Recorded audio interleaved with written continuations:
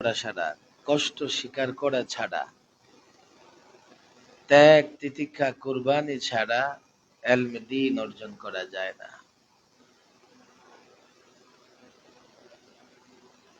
এই যে আমরা আকাবিরদের জীবনী আলোচনা করি, এতে একটা বড় ফায়দা হচ্ছে, জীবনে যদি কোনোদিন কষ্টের মুখোমুখি হই, হিম্মত হারাবো না, পথ হারাবো না। আমাদের আকাবির এবং আসলাফরা বড় কষ্ট, ত্যাগ, কুরবানি স্বীকার করে এলমে দ্বীন অর্জন করেছেন। আমাদের আকাবিরদের ছাত্র জীবন, তাদের কর্মজীবনের শুরুটা কতটা কষ্টের ছিল, দু চারজনের জীবনী আলোচনা করলেও আলোচনা করে শেষ করা যাবে না। আজকাল তো ছেলেরা মনে করে কোন ধরনের কষ্ট হবে না, আলেম হয়ে যাবে। অথচ ইমাম মালিক রাহিমাহুল্লাহ বলেছেন, ফকর ফাকা, ক্ষুধার কষ্ট, নানা রকমের কষ্ট যতদিন পর্যন্ত সহ্য করতে না পারবে, কেউ আলেম হতে পারবে না। ইমাম মালিক রাহিমাহুল্লাহ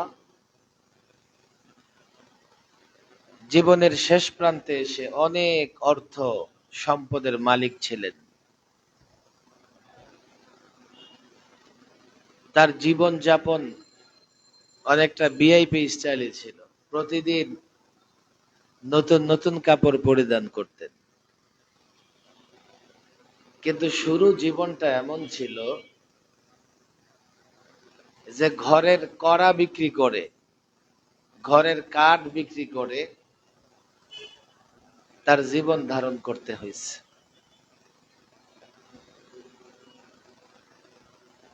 ইমাম শাফি রাহিমাহুল্লাহ অল্প বয়সে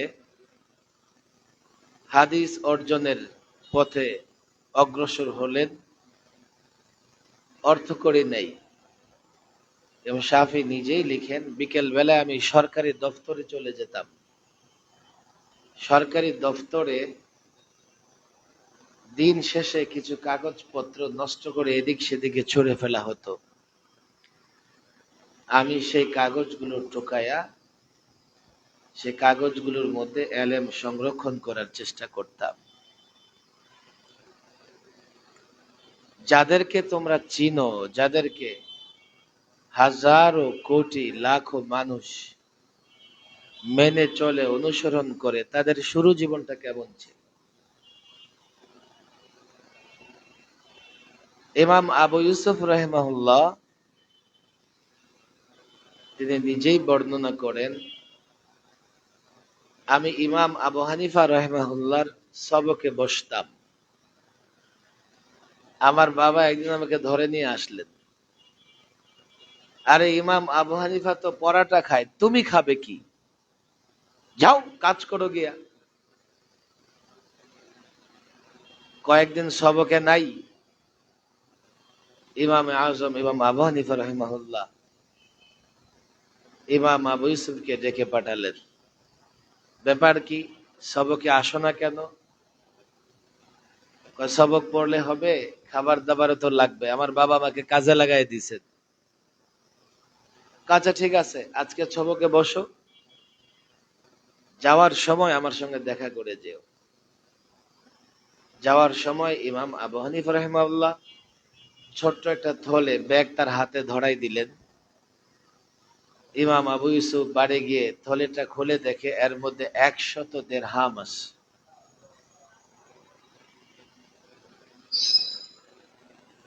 ইমাম আহমদ ইবনে হাম্বল, হাম্বলি মাযহাবের নাম শুনেছো তোমরা? ইমাম আহমদ ইবনে হাম্বল 7 লক্ষ হাদিস থেকে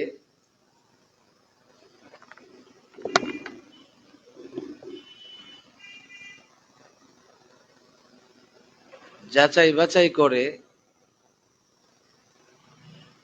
মুসনাদ ইমাম আহমদ ইবনে হাম্বল বা মুসনাদ আহমদ ইবনে হাম্বল সুদীর্ঘ হাদিসের কিতাব রচনা করেছে। সে ইমাম আহমদ ইবনে হাম্বলের ছাত্র জীবন যদি তোমরা দেখো, কতটা কষ্টে পড়াশোনা করেছেন, কতটা কষ্টে লেখাপড়া চালিয়েছেন।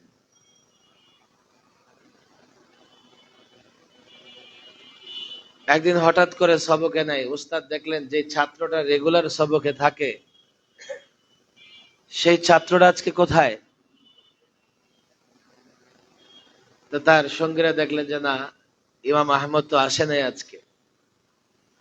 সবক শেষে ছাত্ররা গেছে তার সঙ্গে সাক্ষাৎ করতে। সাক্ষাৎ করার পরে জিজ্ঞেস করলেন, আজকে সবকে আসো নাই কেন?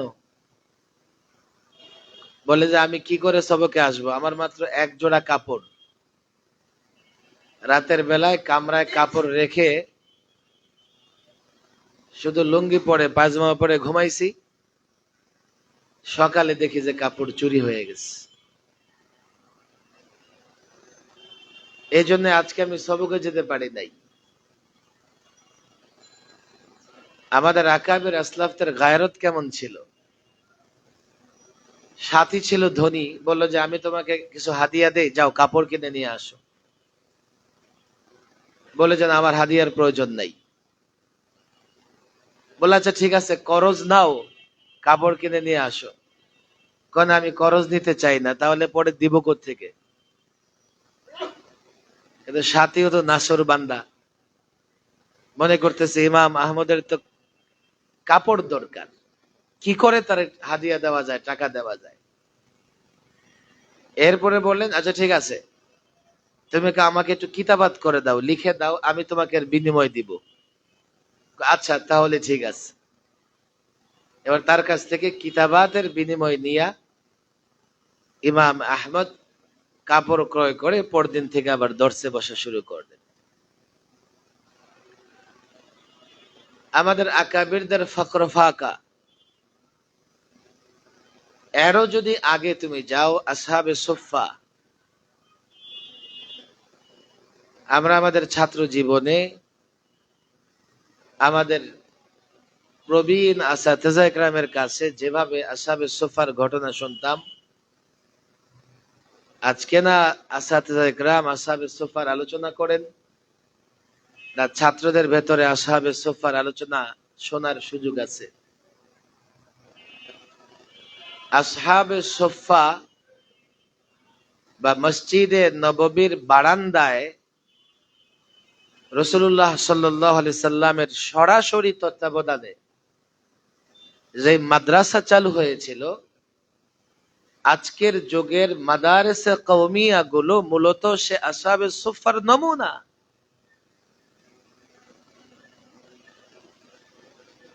আসহাবে সুফফা মূলত এই মাদ্রাসা মসজিদ নববীর বারান্দায় তৈরি হয়েছিল গরিব মুহাজিরদের জন্য। গরিব মুহাজিরদের থাকার জায়গাও ছিল না। মসজিদে নববীর উত্তর পূর্ব কোনায়, অর্থাৎ রাসূলুল্লাহ সাল্লাল্লাহু আলাইহি সাল্লামের রওজা, রওজার ঠিক বিপরীত দিকে ইতিহাসের কিতাবে, তারিখের কিতাবে এসছে 8 metre by 12 metre, 8 metre by 12 মিটারের একটা সাফরা তৈরি করে দিলেন রাসূল সাল্লাল্লাহু আলাইহি সাল্লাম। সোফা মানে হচ্ছে চত্বর, ময়দান। মসজিদে নববীর বিটার ঠিক বরাবর করে ময়দানের কোনায় রাসূলুল্লাহ একটা তাঁবুর মতো, ছাপড়ার মতো করে দিলেন। আর তার শুরুতে সাইজ ছিল 12 মিটার বাই 8 মিটার। আমি আরবদের কিতাবে এই মাপজোক পর্যন্ত দেখেছি। সেখানে গরিব মুহাজির সাহাবা একরাম থাকতেন এবং এলেম অর্জন করতেন। আজকালের মাদারিসে কওমিয়ার সঙ্গে আসহাবে সুফফাকে কেন তুলনা করা হয়? আসহাবে সুফফাতে যে সমস্ত সাহাবা একরাম ছিলেন, তাদের রিজিকের ব্যবস্থা কি ছিল? তাদের রিজিকের ব্যবস্থা ছিল জায়গির। এখনো গ্রাম দেশের মাদ্রাসাগুলোতে মাদ্রাসার ছাত্ররা আশপাশ মহল্লার নানা বাড়িতে জাগির থাকেন। সকালে যান, দুপুরে যান, বিকেলে যান, খাবার খেয়ে আসেন, খাবার নিয়ে আসেন। আসহাবে সুফফায় সাহাবা একরাম যারা ছিলেন, প্রতিদিন বিকেল বেলায় একজন সাহাবী তার সক্ষমতা অনুযায়ী একজন, দুজন, তিনজনকে বাড়ি নিয়ে যেতেন, খাবার খাওয়াইতেন, আবার পরে দিয়ে যেতেন। এখনকার মাদারিসে কওমিয়ায় যাদের তৌফিক আছে, আল্লাহ যাদেরকে সম্পদ দিয়েছেন, তারা তাদের ইচ্ছে মতো দান সদকা করে থাকেন। তখন আসহাবে সুফফার খাবারের জন্য মদিনাবাসী সাহাবা একরাম নানা রকমের দান খয়রাত করতে থাকতেন।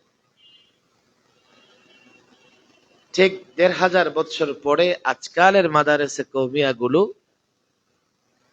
অনেকটা আসহাবে সুফফার নমুনা, তবে কষ্টের মাত্রাটা আগের চাইতে অনেক কমেছে। কিভাবে কমেছে?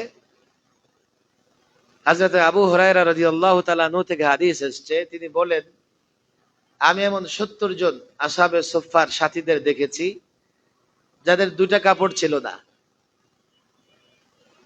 হয়তোবা একটা নিচের কাপড় ছিল, নাইলে উপরেরটা ছিল।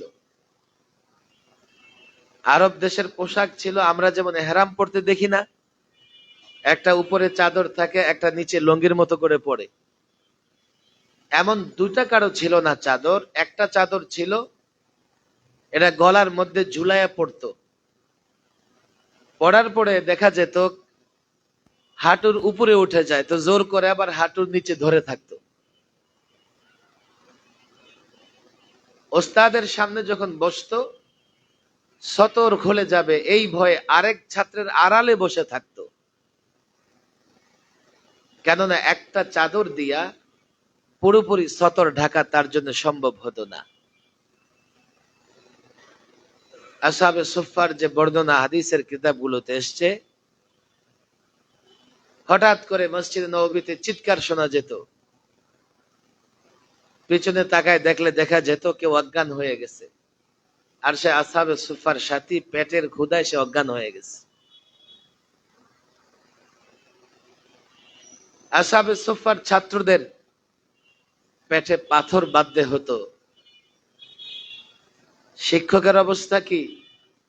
খোদ শিক্ষক নবী করিম সাল্লাল্লাহু আলাইহি ওয়াসাল্লাম, তিনিও মাঝে মধ্যে ছাত্রদের পড়াতেন আর তার পেটে পাথর বাঁধা ছিল। এখন হয়তো বা এতটা কষ্ট আমরা করি না। আল্লাহ তাবারক ওয়া তাআলা রিজিকে ব্যাপকতা দান করেছেন, তবে এ যুগেও আজকে লালবাগ জামিয়ার এক ছাত্র দুপুরে আমার সঙ্গে সাক্ষাৎ করে বলতেছেন, হুজুর, এবার তো আমি বৎসরের শুরু থেকে খাবার পাই নাই, এখন সেমাইয়ের পরে খাবার পেয়েছি। লালবাগ জামিয়া আবার একটা নিয়ম শুরু হয়েছে এবার থেকে, আগে ছিল না আমাদের সময়ে। ফ্রি খাবার জারি করলেও একটা নির্দিষ্ট অঙ্কের টাকা দিয়ে জারি করা লাগে। এই যে পুরো টাকাটা আমি একসঙ্গে দিব, আমার তো এই পরিমাণ টাকা নেই, আমি খাবার কেমনে জারি করব? ফুলখানা পেয়েছি হুজুর। তা আমি তাকে বললাম, কেন? যদি খাবার জারি না হয় তুমি খাবে কোথায়? নিঃসন্দেহে কিনে খাবে, তা তোমার তো টাকা আছে, যে টাকা আছে সে টাকা দিয়ে খাবার জারি করো। হুজুর, সামান্য কিছু টাকা আছে, মাঝে মধ্যে ব্যবস্থা হয়, আমি হোটেল থেকে 10 টাকার ভাত কিনি আর 10 টাকার ভাজি কিনি, এটা কিনে আমি দুপুরেও খাই, রাতেও খাই,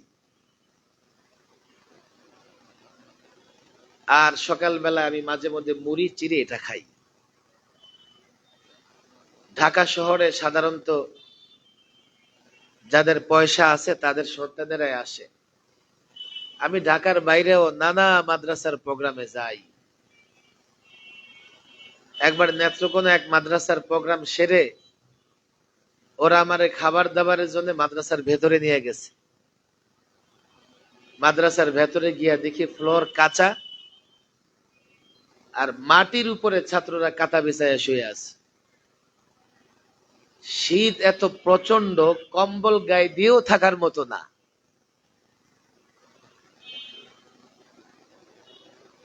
তোমরা মনে করতে পারো সে আসহাবে সুফফার ছাত্রদের যখন কষ্ট, তখন মনে হয় সবাই কষ্টে ছিল। না, তখনও আল্লাহ তাবারক ওয়া তাআলা কাউকে না কাউকে সম্পদ দিয়েছিলেন। এই মাদারেসে কওমিয়া গুলো মূলত আসহাবে সুফফার নমুনা।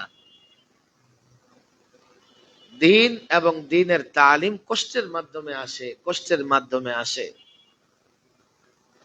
আল্লামা মুফতি আমিন রাহিমাহুল্লাহ বারবার এই কথা বলতেন, তোমরা আমার শেষ জীবন দেখো না, গুমরা হয়ে যাবা। আমার শুরু জীবন দেখো। নিজেই আল্লামা মুফতি আমিন রাহিমাহুল্লাহ নিজের ঘটনা বলতেন। ব্রাহ্মণবাড়িয়ার আমিনপুরে হযরতের বাড়ি। আমিনপুর থেকে কয়েক কিলোমিটার হবে বিদ্যাকোট একটা গ্রাম ছিল, আল্লামা মুফতি আমিন রহিমাহুল্লাহর বোনের বাড়ি। একবার ওই মাহফিলে নিজেই নিজের লম্বা চূড়া ঘটনা বলা শুরু করলেন। আসাদে গ্রামের শেষ জীবন না, শুরু জীবনটা দেখো। ছাত্র যখন ছিল ওনারা, সেই জীবনটা দেখো। আসাদে গ্রামও কষ্ট করে ত্যাগ তিতিক্ষা স্বীকার করে এই পর্যন্ত এসছে। আবার অনেকে যারা আকাবের আসলাফদের অনুসরণ করে চলার চেষ্টা করতেছেন, তারা শেষ জীবনে এসেও কষ্ট সহ্য করেছেন। আল্লামা মুফতি আমিন রাহিমাহুল্লাহ শেষ সময়টা 21 মাস গৃহবন্দী ছিলেন এবং গৃহবন্দী অবস্থায় তার ইন্তেকাল হয়ে গেছে। ইমাম আবু হানিফা রাহিমাহুল্লাহর লাশ জেলখানা থেকে বের হয়েছে। ইমাম আহমদ ইবনে হাম্বলের কথা তো বললাম। ইমাম মালিক রাহিমাহুল্লাহর কোন এক মাসআলা বলতে তলাকে মুকরাহ, জবরদস্তি মূলক যদি কারো কাছ থেকে তালাক আদায় করা হয়, তালাক পতিত হবে কিনা, তলাকে মুকরাহ পতিত হবে কি না। ইমাম মালিক তার মতামত হলো জোর করে যদি তালাক নেওয়া হয় সে তালাক পতিত হবে না। এখন তখনকার যুগে মদিনার যিনি গভর্নর ছিলেন, তিনি মনে করলেন ইমাম মালিক যদি ফতোয়া দেয় তো কাল আমার ক্ষমতা থাকবে না। কেন? সাধারণত অনেক হুকমারান বা রাষ্ট্রপ্রধানরা জোর করে জনগণ থেকে কি নেয়, রায় নেয় বা জনগণের বায়াত করায়। এখন যদি জোর করে তালাক না হলে তালাক না হয়, তো জোর করায়া যদি বায়াত নেয়, বায়াত হবে না। এখন এই শাসক গোষ্ঠী বলেন আপনি আপনার মাসালা পরিবর্তন করেন। অবস্থা দেখেন। ইমাম মালিক কিন্তু সরকারের বিরুদ্ধে, শাসকের বিরুদ্ধে কিছুই বলে নাই। শুধু একটা মাসআলায় উনি ওনার রায় পেশ করেছেন। শাসক মনে করেছে এই মাসালা যদি প্রমাণিত হয়ে যায় তো কাল জনগণ আমার বিরুদ্ধে ফুঁসে উঠবে, আমি জোরপূর্বক বায়াত নিতে পারবো না। বাস ইমাম মালিক রাহিমাহুল্লাহর চেহারা কালো করে গাদার উপরে সাওয়ার করে পুরা মদিনা ঘুরাইছে। ইমাম আহমদ ইবনে হাম্বল, দেখো যারা বড় ছাত্র আছো বোঝার চেষ্টা করো, খালকে কোরআনের মাসআলায় শাসক গোষ্ঠীর সঙ্গে ওনার ইখতিলাফ হয়ে গেল, মতানৈক্য হয়ে গেল। শাসকরা বলল যে আপনি আপনার মতামত থেকে ফিরে আসেন। ইমাম আহমদ ইবনে হাম্বল বললেন যে না, আমি আমার মত থেকে ফিরতে পারবো না। ওনাকে রাজদরবারে ডাকা হলো। পুরা শহরবাসী তারা বুঝে ফেললো আজকে ইমাম আহমদ ইবনে হাম্বলের ইমতিহান হবে, পরীক্ষা হবে। রাজ দরবারে ডেকে তাকে কোড়া বেত্রাঘাত শুরু করলো। মোল্লা আলী কারি লিখেছেন, প্রথম আঘাত করার পরে ইমাম আহমদ বললেন সুবহানাল্লাহ।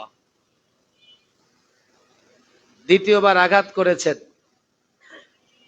ইমাম আহমদ বললেন লা হাওলা ওয়ালা কুওয়াতা ইল্লা বিল্লাহ। তৃতীয়বার আঘাত করেছেন, লা ইউসিবানা ইল্লা মা কাতাবাল্লাহু লানা হুয়া মাওলানা। আঘাতের এক পর্যায়ে কোমরে কাপড়ের তৈরি যে বেল্ট ছিল, আমরা পায়জামা বেঁধে রাখবার জন্য কাপড়ের তৈরি এক ধরনের বেল্ট ব্যবহার করে থাকি।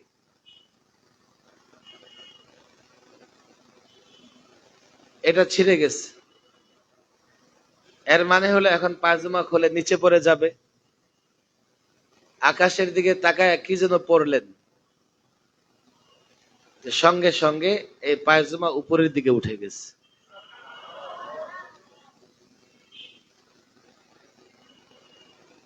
ইমাম আহমদ অসুস্থ। এক সপ্তাহ পরে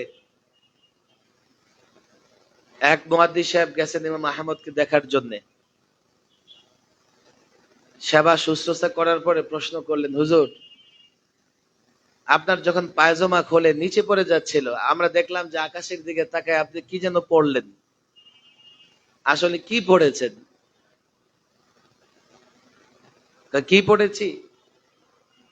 আমি পড়েছি আল্লাহুম্মা ইন কুনতা তা'লাম আন্নী আলাল হক ফালা তাহতিক সাতারি। হে আল্লাহ, তুমি জানো আমি হকের উপরে আছি, তুমি আমার সতর নষ্ট করো না। এই কাপড় খুলে জমিনে পড়ে গেলে জনগণের সামনে আমি বেজ্জতি হব। আল্লাহ তাবারক ওয়া তাআলা কুদরতি ভাবে ইমাম আহমদ ইবনে হাম্বলের পায়জামা উপরে উঠায় রাখলেন। অনেকে কষ্ট এবং ত্যাগ শিকারকে মুসিবত মনে করে,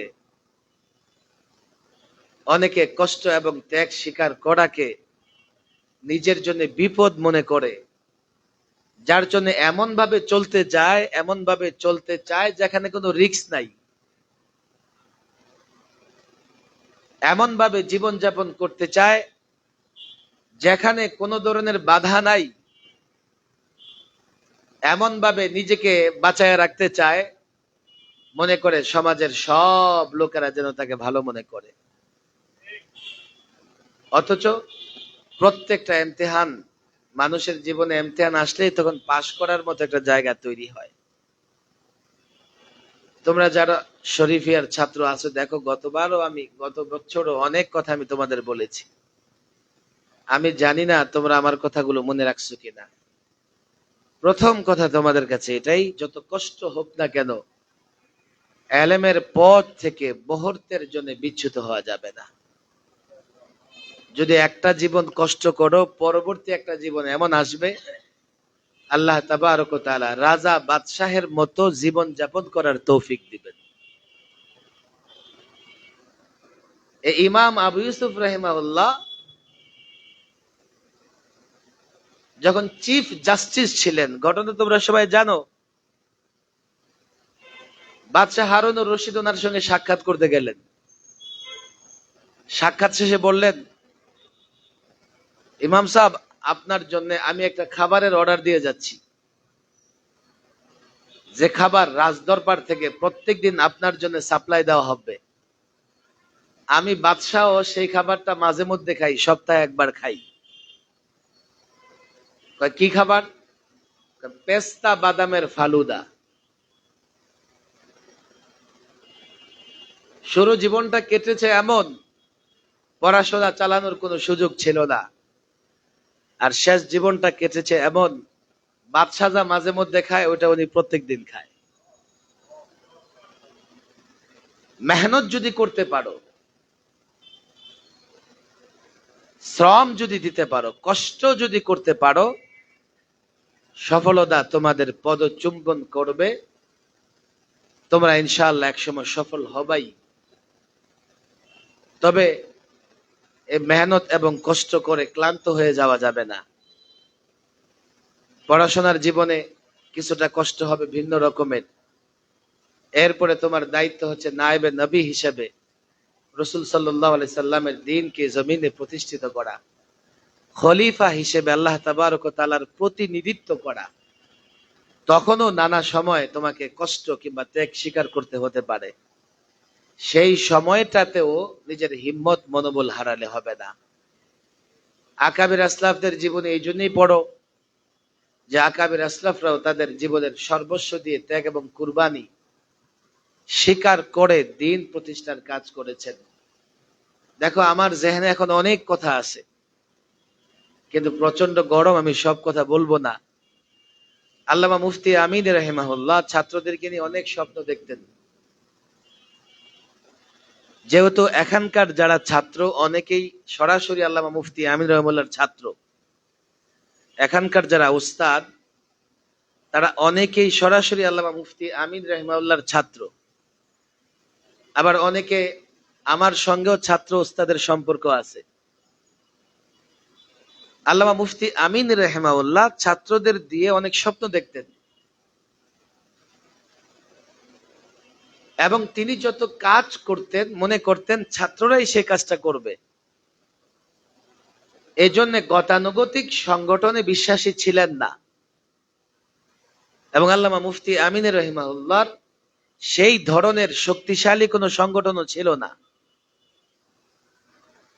তিনি গণবিপ্লবের স্বপ্ন দেখতেন আর ছাত্রদের বড় মহব্বত করতেন, ছাত্রদের কাছ থেকে আশা রাখতেন। দুটা জিনিস, ছাত্রদের এতটা বিশ্বাস করতেন, বলতেন ছাত্র কোনদিন বিক্রি হবে না। দুই, গণবিপ্লবের স্বপ্ন দেখতেন আর বলতেন একটা সময় গণবিপ্লবের মাধ্যমে এদেশে ইসলামী হুকুমত কায়েম হবে। বাকি আমাদের আসাতেজায়ে কেরাম ছাত্ররা দুইটা কথার কোনোটাই বুঝে না, আমি এটা মনে করি। কেননা দীর্ঘ সময় আমারও এটা বুঝে আসতো না যে এই ছাত্রদের দিয়ে কি হবে। আমারও এটা বুঝে আসতো না সংগঠন না হলে আমরা কিভাবে কি করব। কিন্তু আফগানে তালেবানি বিপ্লবের পরে, সর্বশেষ বাংলাদেশের তালেবানের বিপ্লবের পরে, দেখো তালেবানদের নিয়ে অনেক কথা আমি বলতাম একটা সময়, তালেবানদের নিয়ে কথা বলতাম, আর আমাদের মধ্যে একদল লোক নানান অফিসে ঘুরে ঘুরে বলতো সাগত সাহেব জঙ্গি।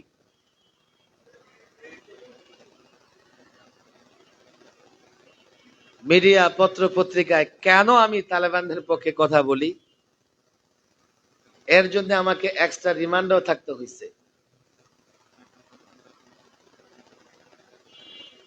তালেবান এটা আফগানিস্তানের ভাষা। তালেবান মানে কি? তালেবান মানে কি?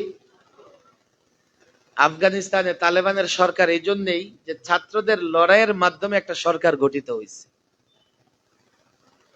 তালেবান কোন দল বা সংগঠনের নাম না। বাংলাদেশের বর্তমান সরকারকে যদি আফগানের ভাষায় বলা হয়, তাহলে বাংলাদেশের এই সরকারকেও বলতে হবে এখন যারা ক্ষমতায় আছে তারা তালেবানের সরকার। কেননা এই সরকার যারা ক্ষমতায় এসছেন ছাত্রদের আন্দোলনের উপরে তারা ক্ষমতায় এসছেন। তোমরা বাংলায় ছাত্রদের সরকার বলতে পারো, আর আমি আফগানিস্তানের ভাষায় তালেবানের সরকার বলে জঙ্গি হয়ে গেলাম? আল্লামা মুফতি আমিন রাহিমাহুল্লাহ যে বলতেন ছাত্র বিক্রি হবে না, এবারকার ছাত্ররা তার প্রমাণ দেখাইয়া দিছে।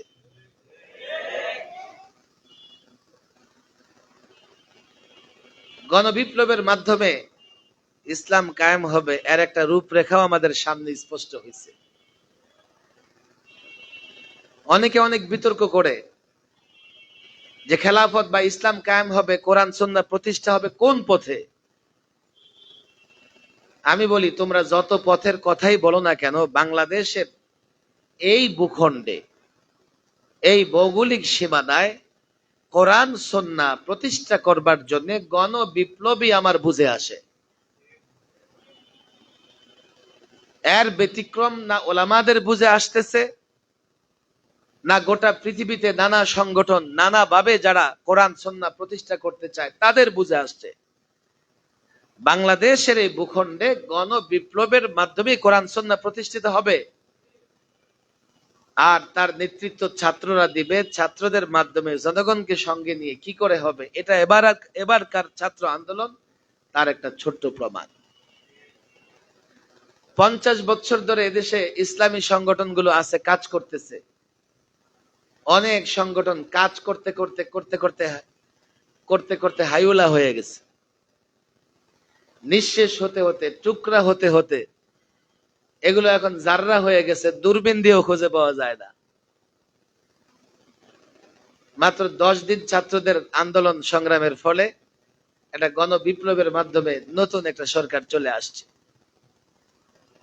ছাত্রদের উপর আল্লামা মুফতি আমিন রাহিমাহুল্লাহ খুব বিশ্বাস রাখতেন, আর মনে করতেন জনগণকে সঙ্গে নিয়ে ছাত্ররা কাজ করলে সমাজে রাষ্ট্রে ইসলামের শান্তি, কোরআন এবং সুন্নাহ প্রতিষ্ঠিত হবে। যখন ছাত্ররা জনগণকে বুঝাতে পারবে, জনগণ ছাত্রদের পাশে থাকবে।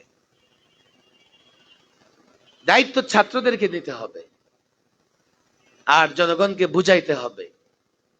ছাত্র যদি দায়িত্ব নিতে পারে, জনগণকে বুঝাতে পারে,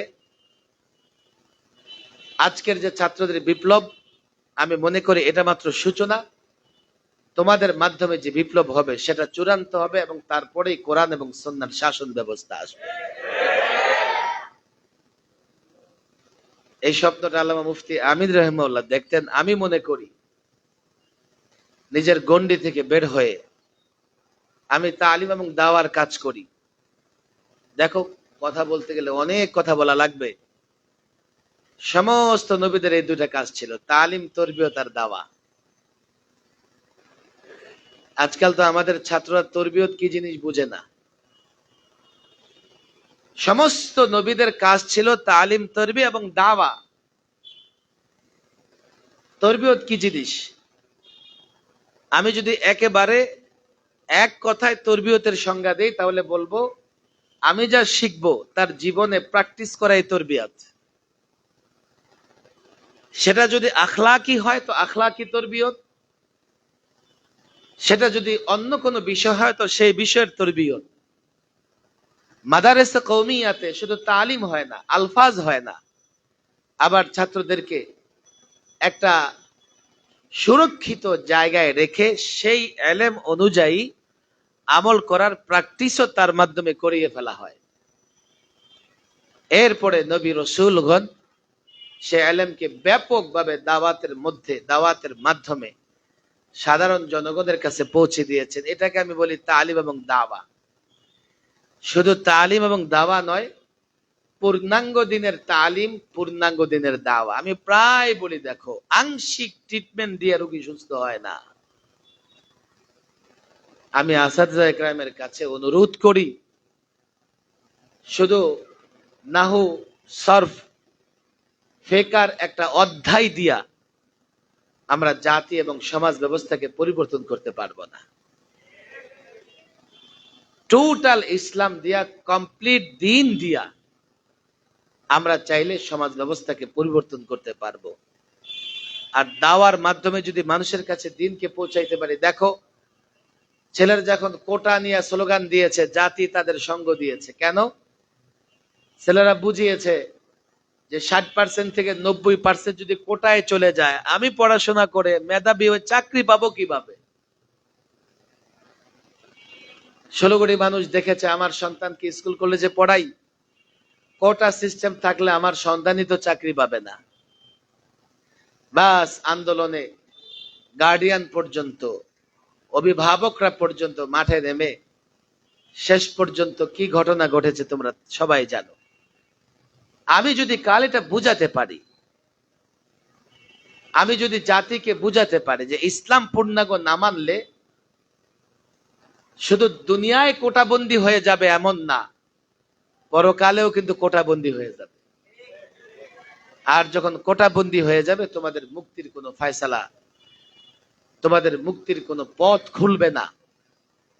আমাদের সবচাইতে বড় ব্যর্থতা হচ্ছে আমরা জাতিকে সেটা বুঝাইতে পারতেছি না। এই জন্য দেখো এখানকার আসাদজায়গারা মাশাআল্লাহ সবাই কর্মঠ, আর সবাই কর্মঠ বলেই এই কয়েক বৎসরের মধ্যে এই মাদ্রাসার একটা ভিন্ন রকমের পরিচিতি লাভ হয়েছে আমরা দেখি। এবং যতটুকু জায়গা আছে এই জায়গা অনুপাতে ছাত্রদেরও ব্যাপক উপস্থিতি আছে। আসাদজায়ে কেরাম যারা আছেন তারা মেহনত করেন। আসাদজায়ে কেরাম বিশেষ করে কাফিয়ার উপরের ছেলেদের আমি বলবো, শুধু কিতাবের পৃষ্ঠা উল্টানো নয়, কিতাবের প্রত্যেকটা পৃষ্ঠা থেকে দ্বীনকে বোঝার চেষ্টা করবে, দ্বীনের সমুঝ নেবার চেষ্টা করবে, দ্বীনকে ধারণ করে এই দ্বীনকে আবার জাতির কাছে কি করে পৌঁছাতে হবে সে প্র্যাকটিসও তোমরা মাদ্রাসা থেকে নিয়ে যাবে। যদি এমন হও আজকাল আমি যেখানেই প্রোগ্রামে যাই আমি বলি শুধু নসিহত করতে আমি আসি নাই, অন্তত তালিম দাওয়ায় যদি তোমরা আমাদের সঙ্গ দাও। আমি বলি না আমার নেতৃত্বের স্লোগান দিতে হবে, আমি বলি না আমার দলের নামে স্লোগান দিতে হবে, আমি এতটুকু বলি দীর্ঘ জেল জীবনে আমি নানা ফিকির করে নানান গবেষণা করে আমি যা বুঝেছি যে তালিম দেওয়ার পূর্ণাঙ্গ কাজ ছাড়া এই জাতির চূড়ান্ত মুক্তি কোনোদিন সম্ভব না।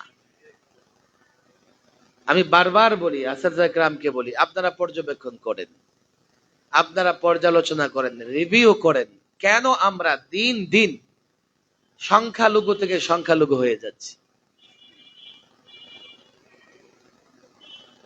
কেউ বলবে আমরা 14 কোটি মুসলমান, আমরা 14 কোটির উপরে মুসলমান, সংখ্যালঘু কোথায়? আমি বলি আমরা সংখ্যায় তো বেশি, কিন্তু গুণগত দিক থেকে আমরা সংখ্যায় কম হওয়ার কারণে আমাদের ভেতরে যে যতটা দিন মানে সে ততটা নিগ্রহতের শিকার হয়। আমরা তো 21-এ নিজের চোখে দেখে আসছি, মাত্র কয়েকজন আলেম ইমতিহান দিছে, বাকি অনেক আলেম নিজের আকাবের আসলাফের ত্যাগ কুরবানি বিক্রি করে ডর্জন 10 টাকায় পর্যন্ত বিক্রি হয়ে গেছে। আমরা এতটা দুর্বল, আমাদের চাইতে দুর্বল বাংলাদেশের অন্য কোনো সেক্টরের লোকজন নাই। আমরা কেন দুর্বল? আমরা আমাদের ইলম দিয়ে সাধারণ মানুষকে বুঝাইতে পারি নাই যে ইসলামটা তাদের জন্য কতটা কল্যাণের। সাধারণ মানুষকে আমরা বুঝাইতে পারি নাই ইসলাম মানবেন না ঘরে শান্তি থাকবে না, ইসলাম মানবেন না ব্যবসায় শান্তি থাকবে না, ইসলাম মানবেন না রাজনীতি করেও সফল হবেন না, কিছুদিন রাষ্ট্র চালাবেন পরে পালাইতে বাধ্য হবেন। ইসলাম মানবেন না, ইসলাম মানবেন না পৃথিবীর কোথাও মর্যাদার সঙ্গে থাকতে পারবেন না। জাতিকে আমরা বুঝাইতে ব্যর্থ, এটাই আমাদের ব্যর্থতা। জাতি আমাদের পেছনে ফরজ নামাজের ইমামতিতে, আমাদের ইমামতিতে ফরজ নামাজ আদায় করে। এই জাতিকে যখন আবার বলি যে অর্থ ব্যবস্থা আল্লাহর নির্দেশনা আছে মেনে চলেন, কে হুজুর আপনি আপনার রাস্তায় থাকেন, পেটে খাবার না থাকলে সংসার চালাইতে না পারলে জীবন ধারণ করা যাবে না। জাতি তার মতো করে রাস্তায় নেমে স্লোগান দেয়, আমরা যদি বলি স্লোগানটা দ্বীনের নামে ইসলামের নামে দাও, জাতি বলবে হুজুর আপনারা মসজিদের ভেতরেই থাকেন, আমাদের কাজ আমাদের করতে দেন। জাতিকে আমরা দ্বীন বুঝাইতে পারি না, এটা আমাদের ব্যর্থতা। এখানকার আসাদজায়ে কেরামের কাছে আমার অনুরোধ থাকবে প্রত্যেক বৎসর অন্তত 50 জন ছাত্র যাতে এখানে এমন হয় যারা পূর্ণাঙ্গ দিনের তালিম এবং দাওয়া নিয়ে এখান থেকে বের হয়, যারা জাতির কর্ণধার হিসেবে নিজেকে প্রতিষ্ঠিত করতে পারে। তাহলে দেখা যাবে মাদারেসে কওমিয়ার ছাত্ররা আল্লামা মুফতি আমির রহিমাহুল্লাহ সেই স্বপ্ন এবং সে তার চিন্তা, তার কর্ম পদ্ধতি ধারণ করে একটা সময় আমরা কোরআন সুন্নাহর বিধিবিধান বাংলাদেশে বাস্তবায়ন করতে পারবো। এই জন্য তোমরা যারা বড় ছাত্র আছো অন্তত তোমাদের কাছে আমার অনুরোধ, আমি এই ফর্মুলা আসাদুল্লাহ গ্রামকে দিছি, আবারও বলি, আমার সঙ্গে রাজনীতি করতে হবে না, আমার নেতৃত্বের স্লোগান দিতে হবে না, আমার জন্য ফেসবুকে লিখতেও হবে না। এই জাতিকে উদ্ধার করার জন্য তালিম দেওয়ার কাজ। হ্যাঁ, তালিমের নেশাব কি হবে, দাওয়ার পদ্ধতি কি হবে, এ নিয়ে যদি আমার সঙ্গে মতানৈক্য হয়, হতে পারে, কিন্তু যে মতানৈক্য করবে তিনি আবার এই ফর্মুলাটাকে রিভিউ করে একটা দাঁড় করাইতে হবে যে এটাই পন্থা।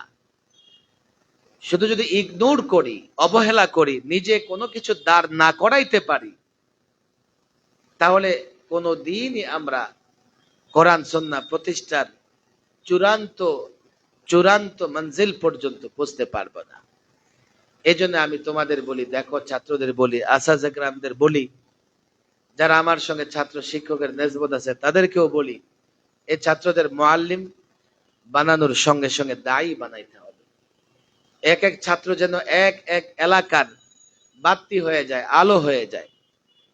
দেখো, কোন এলাকায় যদি বড় একটা লাইট লাগানো থাকে, অন্ধকার যতই ঘনিয়ে আসুক না কেন, সে লাইটের আলোতে এলাকার মানুষ পথ চলতে পারবে। তদ্রূপ কোন এলাকায় যদি কোন আলেম থাকে, তার এলেমের নূর যদি সেখানে প্রজ্বলিত হয়, তো গোমরাহি, ভ্রষ্টতার অন্ধকার যতই ঘন কালো হোক না কেন, ওই এলাকার মানুষ ওই আলেমের এলেমের নূরে সঠিক পথে, সিরাতে মুস্তাকিমের পথে চলতে পারবে। তোমাদের এক একজনকে এক এক এলাকার বাল্ব, বাতি হিসেবে তৈরি করে দিতে হবে। তোমরা যদি এক একজন এক এক এলাকার রাহনুমা হতে পারো, মুক্তাদা হতে পারো, তাহলে একটা সময় দেখা যাবে কি, তোমাদের একটা সমন্বিত প্রয়াস এই জাতিকে মুক্ত করতে পারবে। আর তোমরা যদি তোমাদের এলাকার সংখ্যালঘু হও, তো তোমাদেরকে একসাথে করলেও, ঐক্য করলেও, তোমাদের দ্বারা জাতির জাহেলত পরিবর্তন করে ইসলামের সোনালী অধ্যায় ফিরিয়ে আনা সম্ভব হবে না। কোরআনে কারীমের দুখানা আয়াত আমি তেলাওয়াত করছি, আলোচনা লম্বা হয়ে যাবে, আমি সেদিকে যাব না। দেখো, হাল ইয়াস্তাবিল্লাযীনা ইয়ালামুনা ওয়াল্লাযীনা লা ইয়ালামুন, পড়াশোনা করবা না আর পড়াশোনা করবে তারা কখনো এক হতে পারবা না। এটা পরবর্তীতে বোঝা যায়। ছাত্র জীবনে পড়ে নাই, এখন তার নেতা হইতে মন চাইতেছে, তো চলো, যে পড়াশোনা করছে তারা ধাক্কায় ফালায় কই যায়, সামনে যায়। ছাত্র জীবনে পড়ে নাই, এখন তার বড় কিতাবের খুব আশা জাগছে, তো বড় কিতাব পড়াইতে পারুক আর না পারুক, বড় কিতাবের নাম নিজের নামের পাশে লিখে রাখে। যে জানে না, কোনোদিন এক হতে পারে না। যদি মনে করো ভবিষ্যতে যে কোনো চ্যালেঞ্জ গ্রহণ করবে, নিঃসন্দেহে তোমাকে ছাত্র জীবনেই চ্যালেঞ্জ গ্রহণ করতে হবে। পরবর্তী ছাত্র জীবন যা দুর্বল হয়, পরবর্তীতে যতই মোতালা করুক, সে কখনো ওই ছাত্রের মেধা পর্যন্ত পৌঁছতে পারে না যে ছাত্র জীবনে পড়াশোনা করছে। 2 নম্বর আয়াত, ইয়ারফাইল্লাহুল্লাযীনা আমানু মিনকুম ওয়াল্লাযীনা উতুল ইলমা দারাজাত। আয়াতের অনেক ব্যাখ্যা। এই আয়াতে 3টা শ্রেণীর প্রসঙ্গ আসছে। ইয়ারফাইল্লাহুল্লাযীনা আমানু মিনকুম, তোমাদের মধ্যে যারা ঈমানদার, আল্লাহ তাবারক ওয়া তাআলা তাদের দারাজাত, তাদের মর্যাদা বৃদ্ধি করে দেন। তো মুফাসসিরিন ইকরাম লিখেছেন, এতটুকু দ্বারা বোঝা যায় কাফের বেঈমানের দারাজাত বুলন্দ হবে না। একটা প্রকার খারেজ হয়ে গেল। ফাওয়ায়েদে কুয়ুদ যদি বর্ণনা করো, ইয়ারফাইল্লাহুল্লাযীনা ইয়ারফাউ আল্লাহ কাদের, আল্লাযীনা আমানু, আল্লাযীনা ঈমানদারদের মর্যাদা আল্লাহ বৃদ্ধি করবেন। এর মানে যাদের ঈমান নাই তাদের মর্যাদা আল্লাহ দুনিয়া আখিরাতে বৃদ্ধি করবেন। কাফের এক ফরিক। যারা ঈমানদার, আয়াতের পরবর্তী অংশে তাদেরকে আবার 2 শ্রেণীতে বিভক্ত করে ফেলেছে। ওয়াল্লাযীনা উতুল ইলমা দারাজাত, এবং আল্লাহ তাবারক ওয়া তাআলা তাদের মর্যাদা বৃদ্ধি করে দেবেন যাদেরকে ইলম দিয়েছেন। তো ঈমানদার আবার 2 ভাগে বিভক্ত। এক দলের এলেম আছে, আরেক দলের কি নাই? এলেম নাই। তিনটা শ্রেণী। এক, কাফের, তাদের দারাজাত বুলন্দ হবে না। ইমানদার, তাদের মধ্যে একদল এলেমওয়ালা, একদল এলেম ছাড়া। দুই নাম্বার, যারা ইমানদার কিন্তু এলেম ছাড়া, তাদের দরজা মাত্র একটা। আর ওয়াল্লাযীনা উতুল ইলমা দারাজাত, আল্লাহ তাবারক ওয়া তাআলা তাদের অনেক দরজা, অনেক স্তর তাদের জন্য বৃদ্ধি করে দেবেন। তিনটা শ্রেণী হয়ে গেছে: কাফের, ইমানদার এলেম ছাড়া, আর ইমানদার এলেমওয়ালা। কাফের প্রসঙ্গ শেষ। ইমানদার যদি এলেম ছাড়া হয়, তার একটা দরজা বৃদ্ধি পাবে। আর যদি এলেমওয়ালা হয়, দারাজাত, দারাজাতের কত, সংখ্যাটা কত?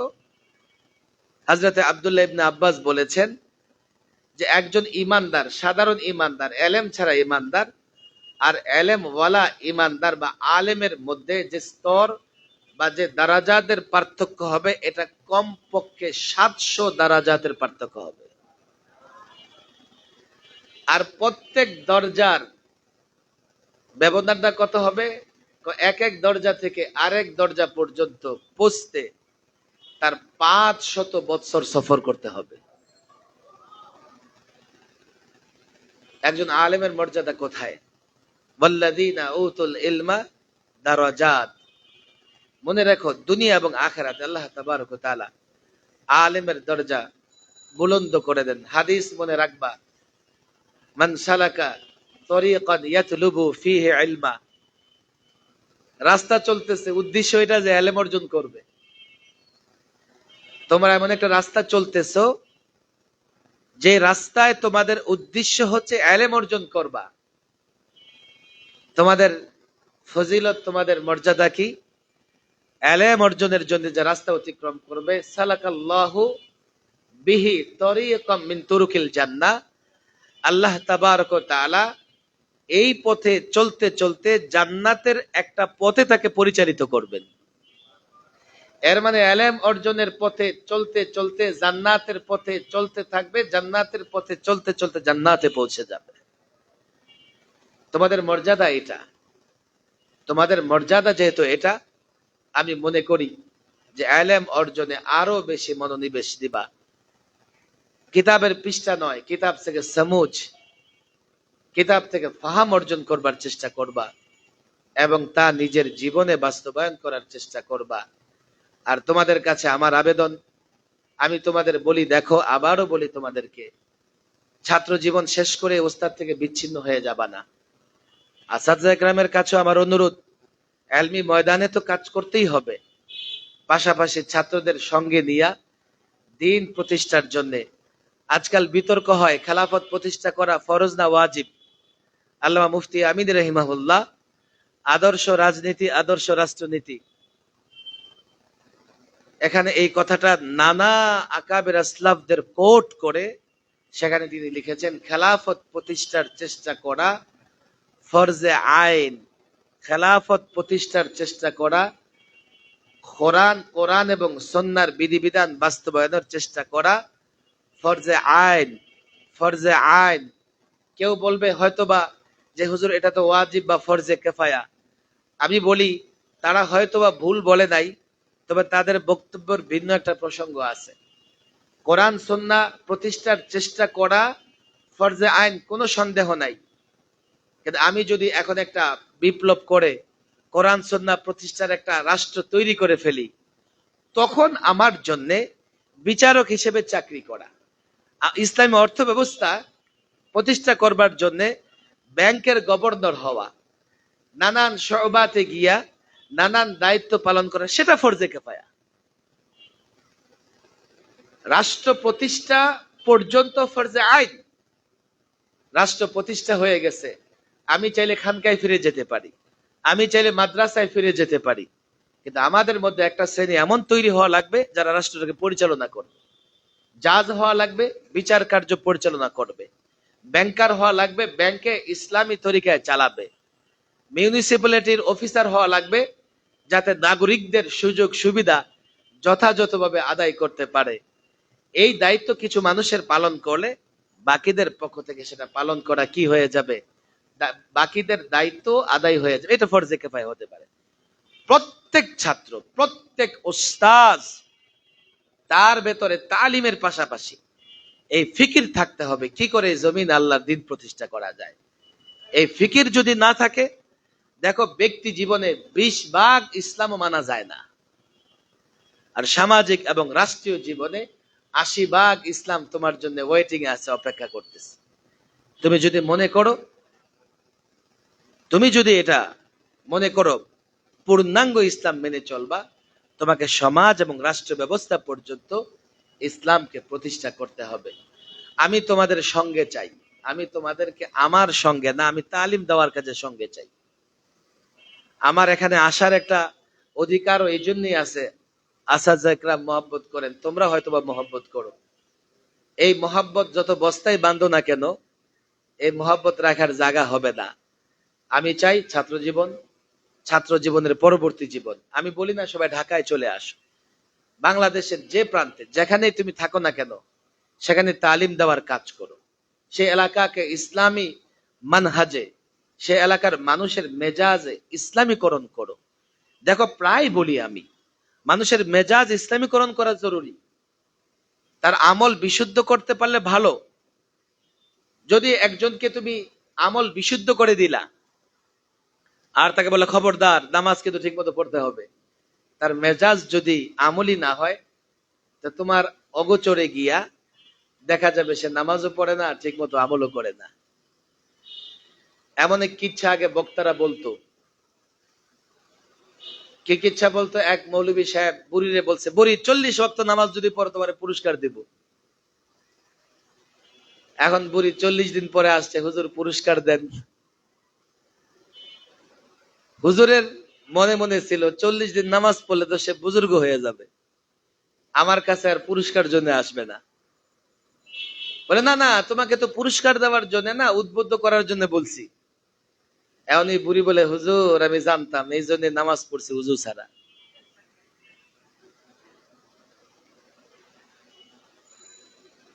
দিনই কাজের মেজাজ এক জিনিস, আর জোর করে আমল করানো এক জিনিস। ছাত্রদের মেজাজ তৈরি না হলে ওস্তাদ যদি লাঠি নিয়ে যায়, সব ফরফর করে মসজিদে চলে আসবে। ওস্তাদ নাই কিংবা বাড়িতে গেছে, এক ওয়াক্ত নামাজও পড়বে না। মেজাজ যদি তৈরি হয়, লঞ্চে নামাজ পড়বে, বাস থেকে নেমে নামাজ পড়বে, টার্মিনালে গিয়ে নামাজ পড়বে। সাধারণ মানুষের মেজাজ যদি তৈরি করে দাও তুমি, তার আমলে ত্রুটি থাকতে পারে, মেজাজ যদি ঠিক থাকে, তো সে বাংলাদেশের যেখানেই থাকুক না কেন, প্রশাসনের যেখানেই থাকুক না কেন, সেখানেই তোমাকে কি করবে? সহযোগিতা করবে। এই জন্য আমি তোমাদের কাছে, বাংলাদেশের যে প্রান্তেই তুমি থাকো, সেই প্রান্তে নিজেকে মুআল্লিম, দায়ী হিসেবে পেশ করতে হবে জাতির সামনে। তুমি সেখানেও যদি কি করো, দেখো বড় আফসোসের বিষয়, আমরা গত পরশুদিন সচিবালয়ে গুরুত্বপূর্ণ 2জন উপদেষ্টার সঙ্গে দীর্ঘ বৈঠক করেছি। আমাদের উদ্দেশ্য ছিল একটাই, অন্তত আগামী বর্ষের শিক্ষাক্রমে পাঠ্যসূচিতে যেন বিতর্কিত ইসলাম বিরোধী কোনো কিছু না থাকে। বিশেষ করে ডারউইনিজম, মানুষ বানর থেকে তৈরি, এই ধরনের আজগবি, এই ধরনের ভয়ঙ্কর গল্প, পদ্য, গদ্য যেন বইগুলোতে না থাকে। ট্রান্সজেন্ডারের মতো অভিশপ্ত বিষয় যেন বই পুস্তকে না থাকে। দীর্ঘ কথা হয়েছে, কথার পড়তে পড়তে এমন একটা কথা এসছে, আমরা কিন্তু জাতির নেতৃত্ব দেই। যদি আপনারা দায়িত্ব পালন না করেন, আমরা কিন্তু জাতিকে বলে দেব, এই জাতি কিন্তু আপনাদেরকে আবার পূর্বের রাস্তা ধরাইয়া দেবে। বলে না হুজুর আমরা তো আছি, আপনাদের সাথে আছি, কোনো সমস্যা নেই, বলেন। আরে তারা কি জানবে? তোমরাই তো জানো না তোমাদের শক্তি কোথায়। বাংলাদেশে কমপক্ষে 4 লক্ষ মসজিদ আছে। 4 লক্ষ মসজিদে অন্তত জুমার দিন গড়ে 1.5 থেকে 200 মুসল্লি নামাজ আদায় করে। আর সেটা যদি শহর কেন্দ্রিক হয় তো 2-4 হাজার মুসল্লিও নামাজ আদায় করে। গড়ে কমপক্ষে 10 মিনিট হলেও এই 1.5 থেকে 200 মুসল্লি খতিবের আলোচনা শোনে।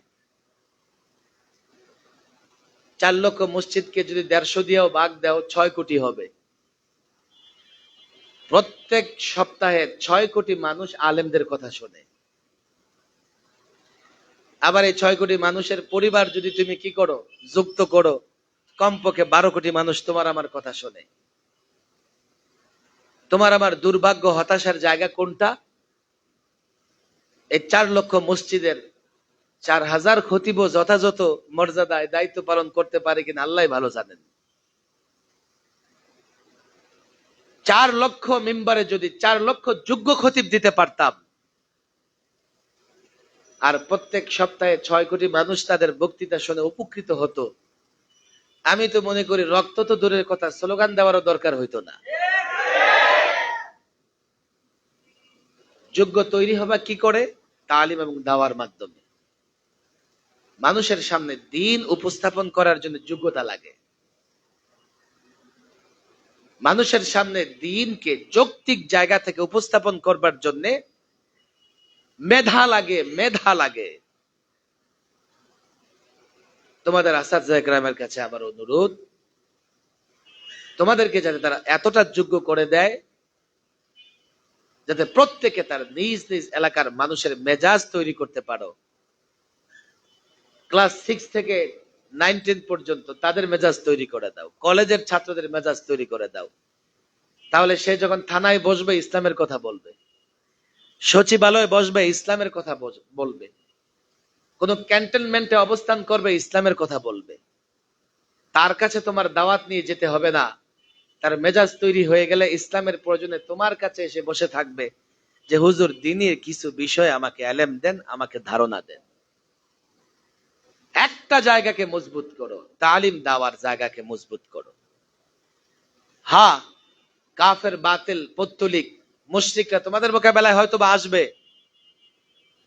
যখন আসবে তোমার সামাজিক শক্তি, তোমার জনসম্পৃক্ততা এতটা বৃদ্ধি পাবে, জনগণের চিৎকারে, আওয়াজে তাদের কানের পর্দা ফেটে তারা সব অজ্ঞান হয়ে যাবে।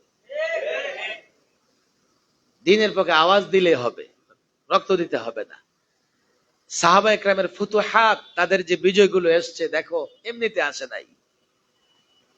তাদের বিজয়গুলোর পেছনে মক্কি জিন্দিগিতে লম্বা সময় তালিম এবং দাওয়ার তরবিয়ত ছিল। এরপরে মদনী জিন্দিগিতে তারা একটা কাফেলা তৈরি করে, এই কাফেলাকে জেহাদের নামে অগ্রসর হয়েছে। পাশাপাশি যেই শহরে গেছে তাদেরকে আগে স্বচ্ছ ইসলামের দিকে আহ্বান করছে, স্বচ্ছভাবে ইসলামের দিকে তাদেরকে দাওয়াত দিয়েছে। তোমাদেরকে দাওয়াতের পথ এবং দাওয়াতের পাথেয় সম্পর্কে জ্ঞান লাভ করতে হবে। তোমাদের জানতে হবে এই পথে প্রতিবন্ধকতাগুলো কি কি, কিভাবে তুমি সেই প্রতিবন্ধকতাগুলো টপকাতে পারবা। এজন্য আমি শুধু ওয়াজ করতে চাই না, একটা সবক তোমাদের দিতে চাই না। আমি চাই দাওয়া এবং তালিমি কাজে যতদিন তোমরা দ্বীনের সঠিক পথে থাকো, আমাকে আমার কাজে, সিরাতের কাজে সহযোগিতা করবা তো ইনশাআল্লাহ। এই জায়গায় একটু দুর্বলতা আছে। দাওয়া তালিমের কাজে সহযোগিতা করবো তো ইনশাআল্লাহ। তোমরা যদি কখনো আমার চাইতে দাওয়া তালিমের আপডেট কোনো ভার্সন নিয়ে আসতে পারো, আমি তোমাদের সঙ্গে থাকবো ইনশাআল্লাহ। যতদিন পারো না ততদিন আমার সঙ্গে থাকো। আমি হাঙ্গামা, মিছিল, মিটিং ছাত্র জীবন থেকে একটু কমই পছন্দ করতাম। এখানে লালবাগের ফোজালারা আছে, 12 বৎসর পর্যন্ত, 11 বৎসর পর্যন্ত লালবাগ মাদ্রাসায় দরস তাদরিসের বাইরে প্রধান অতিথি করে পোস্টার নিয়ে আসলে যাইতাম না আমি। আমনি সাহেব যখন গৃহবন্দী হলেন তখন হুজুর বাধ্য করলেন কিছু কিছু প্রোগ্রামে যাইতে। এরপরে 13তে যখন হেফাজতে ইসলাম আসলো তখন তো আর চুপ করে থাকতে পারলাম না। এইভাবে আমি ময়দানে অবতীর্ণ হয়েছি, লম্বা গবেষণা আমি করছি। লম্বা গবেষণা করে আমি এখন যে সিদ্ধান্ত উপনীত হয়েছি, মিছিল করো, মিটিং করো, যাই করো না কেন, যত স্বপ্নই দেখো না কেন, তালিম দেওয়া মজবুত না হলে কোনো কাজে আমরা সফল হতে পারবো না। এজন্য আমি তোমাদেরকে তালিম দেওয়ার কাজে, দ্বীন প্রতিষ্ঠার কাজে, খেলাফত প্রতিষ্ঠার কাজে সারা জীবন তোমাদের সঙ্গে পেতে চাই। থাকবা তো ইনশাআল্লাহ? আল্লাহ তাবারক ওয়া তাআলা তৌফিক দান করুন। শুরুতে মনে হয়েছিল অনেক গরম হবে, এখন একটু ঠান্ডাই লাগতেছে। বাইরে বৃষ্টি হচ্ছে নাকি? আল্লাহ তাবারক ওয়া তাআলার বড় দয়া। আমি জেল থেকে বের হওয়ার পরে গরম সহ্য করতে পারি না। জেলে 2 বছরের মতো এত প্রচন্ড গরম সহ্য করছি, এখন গরম লাগলেই জেলের কথা মনে পড়ে যায়। প্রচন্ড গরম আমি সহ্য করছি জেলখানার ভেতরে। 6 তলার উপরে ছিলাম, সারাদিন রোদে এই ছাদ এবং 2 পাশের দেয়াল এতটা গরম হইতো, বিকেলের পর থেকে মনে হইতো কে যেন দূর থেকে আয়রন দিয়া তাপ দিতেছে। 5 ওয়াক্ত নামাজের আগে 1 বদনা 2 বদনা পানি দিয়ে উজু না করে গোসল করে ফেলতাম। গামছা একটা ভিজে সারাক্ষণ দিয়ে রাখতাম, আবার ঠান্ডা লাগার ভয় থাকে। ফ্লোরে পানি ডাইলা মুইসা 5-7 মিনিট ঘুমাইতাম, আবার ফ্লোর গরম হয়ে যেত। আল্লাহ তাবারক ওয়া তাআলার বড় দয়া, কষ্টের সময়ও পার হয়ে যায়, থাকে না? কষ্টের সময়গুলো পার হয়ে যায়, সুখের সময় সেটাও পার হয়ে যায়। পার্থক্য হলো কষ্টের সময়গুলো আল্লাহ তাবারক ওয়া তাআলা পরবর্তীতে ইজ্জতের জিন্দেগি হিসেবে সামনে নিয়ে আসে, আর সুখের জীবনটা আল্লাহর কাছে কোনো কঠিন ভাবে হিসাব দেওয়া লাগে। যাই হোক, এখন একটু আমার মনে হয় ঠান্ডা লাগতেছে, হতে পারে এটাও ঘামতে ঘামতে ঠান্ডা লাগতেছে। তোমরা এই জামিয়ায় পড়াশোনা করো, ভালো করে পড়াশোনা করো, আসাদজায়ে কেরামের সাথে সম্পর্ক রাখো, এখন থেকে জজবা লালন করো কিভাবে দিন কায়েম করা যাবে, এবং সেভাবে সেজন্য নিজেকে প্রস্তুত করো। আল্লাহ তাবারক ওয়া তাআলা তৌফিক দান করুন। ওয়া মা তাওফীকি ইল্লা বিল্লাহ ওয়া মা আলাইনা ইল্লাল বালাগ। সকলে দুরূদ শরীফ পড়ো। আল্লাহ